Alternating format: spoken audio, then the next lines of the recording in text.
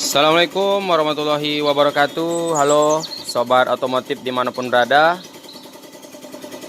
kembali lagi di YouTube Randa Otomotif ya. Nah, kali ini kita lagi proses pengerjaan mobil Honda Brio dengan keluhan idle-nya itu turun naik ya, turun naik sendiri dari 800 dan dia bisa drop RPM-nya itu sampai 500. Nah, kilometernya itu sekitar 69 ribuan ya. 69 ribuan. Nah, itu udah ada keluhan itu. Nah, biasanya mobil ini rutin katanya servis ya. Nah, setelah kita cek, itu kita bongkar mesinnya. Area, bukan mesin ya, maksudnya area saringan udara. Nah, kita temukan ini bosku. Nah, ini saringan udara. Kemudian ini kondisi saring udaranya sangat-sangat parah sekali ya. Bisa dilihat ya, itu ada gumpalan-gumpalan debu ya. Nah, ini sepertinya udah lumayan lama nih, udah nggak dicek nih.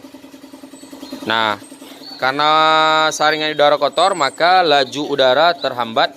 Nah, itu salah satu yang menyebab RPM naik turun, tenaga kurang. Kemudian, karena telatnya ganti saringan udara, itu berefek pada lubang port intake-nya ini bosku. Nah, bisa teman-teman lihat ini sekarang ada hitam-hitam seperti ini. Nah, coba saya colek ya pakai tangan ya. Nih. Nih.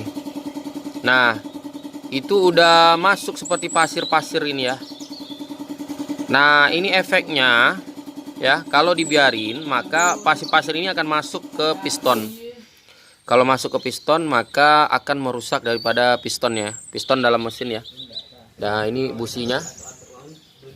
Ini businya ada 1, 2, 3, 4. Oke, nah mudah-mudahan keluhannya terselesaikan dengan cara diganti saring udara dan dibersihkan port intake ini. Nih bisa dilihat ya. Nah, ini nomor 2 nih sebagai contoh. Tuh.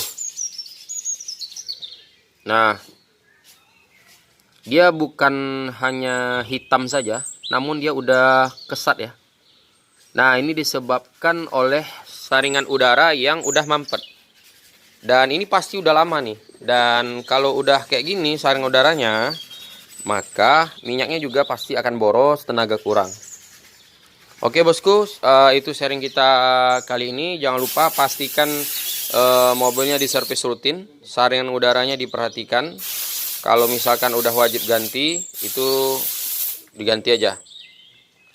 Oke, nah kita nyarankan sih sekitar 2 kali ganti oli atau maksimum 4 kali ganti oli ya, ganti aja saringan udaranya.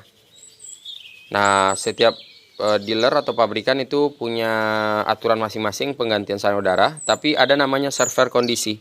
Jadi di mana mobil yang mungkin bekerja setiap hari, nah itu butuh saringan udaranya bersih terus. Jadi kalau dia setiap hari, otomatis kalau jalan tiap hari mobilnya, kemudian daerahnya banyak debu-debu, maka saring udara akan cepat kotor kali. Nah, minimal nggak pun diganti, diperhatikan, dibersihkan terus. Oke bosku, jangan lupa saringan udara juga ada oli mesin. Nah, itu juga perlu diperhatikan, oli mesin, kemudian baterai dan rem ya, dan ini radiator. Oke, servis Honda Brio dengan keluhan RPM naik turun, kemudian saat digas terasa delay ya. Oke, semoga nanti kita akan cek businya, bagaimana kondisi businya. Oke, bila video ini bermanfaat, jangan lupa di like, komen, dan di share ya teman-teman. Terima kasih, salam otomotif seluruh tanah air.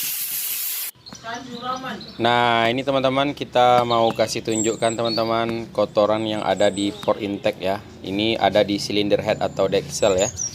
Nah, itu terlihat batang katup 2 di dalam, kemudian ada 2 kamar gitu ya. Jadi setiap silinder intake itu ada 2 katup. Jadi ada 8 katup untuk intake mobil ini. Dan lubangnya itu ada 4. Nah, statusnya sekarang nih seperti ini, semuanya berkerak parah, kotor parah ya teman-teman. Kita akan bersihkan. Dan ini hasilnya teman-teman setelah kita treatment ya. Kita bersihkan, kita sedot sehingga udah sebersih ini. Mudah-mudahan dengan begini dia terasa baru lagi.